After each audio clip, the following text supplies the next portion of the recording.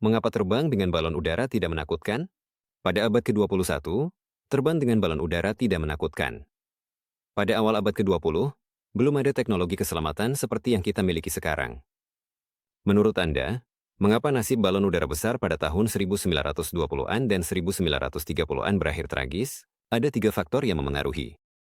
Pertama, mereka menggunakan hidrogen yang mudah terbakar. Diperlukan pengawasan yang sangat ketat terhadap kebocoran dan pencegahan terbentuknya campuran yang mudah meledak dengan udara, sedangkan sekarang helium menggantikan hidrogen sehingga menghilangkan risiko ledakan. Penyebab kedua kecelakaan dan insiden adalah kerumitan konstruksi balon udara kaku. Strukturalnya sangat sulit untuk dianalisis dengan metode perhitungan yang ada pada saat itu. Metode numerik modern memungkinkan untuk menentukan beban pada setiap elemen dengan tingkat akurasi yang tinggi, yang secara signifikan meningkatkan keandalan konstruksi. Akhirnya, pada masa itu belum ada standar kelaikan terbang yang berkembang. Balon udara dirancang hampir tanpa memperhitungkan pengalaman yang telah terkumpul. Tidak ada persyaratan yang jelas mengenai kekuatan, aturan keselamatan, petunjuk tentang elemen konstruksi yang wajib dan sistem cadangan. Metode perancangan modern dan material yang kuat menjamin keandalan konstruksi. Sementara standar sertifikasi yang ketat, dorongan pada persenjataan dan sistem cadangan membuat balon udara menjadi lebih aman.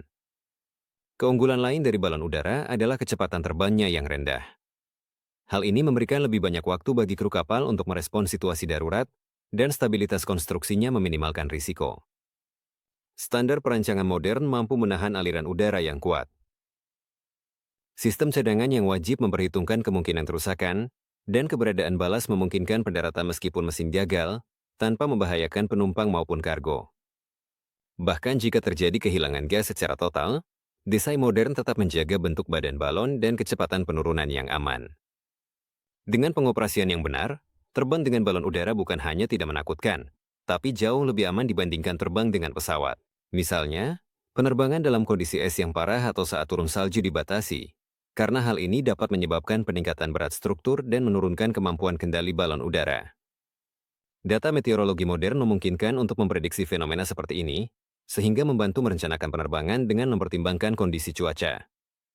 Pembatasan serupa juga berlaku untuk pesawat, yang juga tidak bisa dioperasikan dalam segala kondisi cuaca. Sekarang mari kita lihat bagaimana turbulensi memengaruhi balon udara. Bahaya terbesar berasal dari arus udara vertikal yang kuat, baik ke atas maupun ke bawah. Arus naik dapat mengangkat balon udara ke ketinggian di mana gas di dalamnya akan mengembang dan memenuhi seluruh selubung. Standar desain modern mengharuskan sistem balon udara mampu menahan kecepatan vertikal hingga sekitar 15 meter per detik. Sistem yang dirancang dengan baik dan memiliki cadangan yang memadai akan memastikan operasi yang aman bahkan jika beberapa komponen mengalami kegagalan, sehingga mencegah tekanan berlebih di dalam badan balon pada kecepatan vertikal hingga 15 meter per detik. Hal ini menjamin kekuatan selubung dan kemampuan balon udara untuk menghadapi arus udara yang kuat.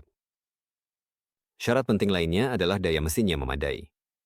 Balon udara terdahulu sering kekurangan daya, sehingga rasio daya terhadap luas permukaan menjadi rendah.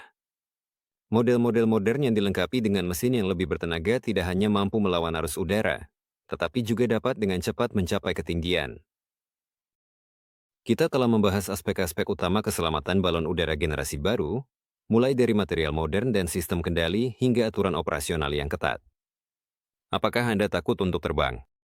Ingin tahu lebih banyak tentang teknologi canggih yang menjadi dasar keselamatan balon udara? Tertarik dengan prospek perkembangan moda transportasi ini dan kontribusinya terhadap lingkungan?